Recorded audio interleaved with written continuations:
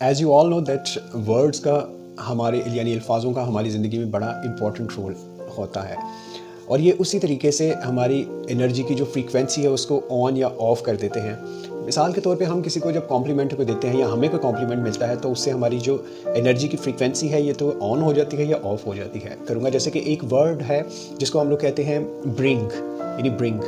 अब ब्रिंग जो ही लफ्ज़ हम लोग कहते हैं, ब्रिंग के बाद आप कोई भी लफ्ज़ यूज़ कर सकते हो। फॉर एग्जांपल आप कह सकते हो bring Joy, bring happiness, bring success, bring money. So when ever you call this word bring और उसके बाद जो भी आपकी डिज़ायर है, नीड है या जो आपकी विश है तो वो करते हो, तो फिर यूनिवर्स जो है ये कलेक्टिवली एफर्ट स्टार्ट कर देता है और वो फिर चीज़ आपके लिए होना आसान हो जाती है। उसके लिए ऑब्वियसली एफर्ट्स भी बहुत ज़रूरी होती हैं। अब क्या है, उसके लिए बड़ा एक सिंपल सा फॉर्मूला है। मेडिटेशन में अगर हम लोग इसको या आप लोग उसको बार बार लिख भी सकते हो या उसको रिपीट भी कर सकते हो, उससे आपकी फ्रीक्वेंसीज जो है वो चेंज होना शुरू कर देती है और एफर्ट ज़्यादा आप करते हो। फॉर एग्जांपल आप दोनों हाथों को इस तरह से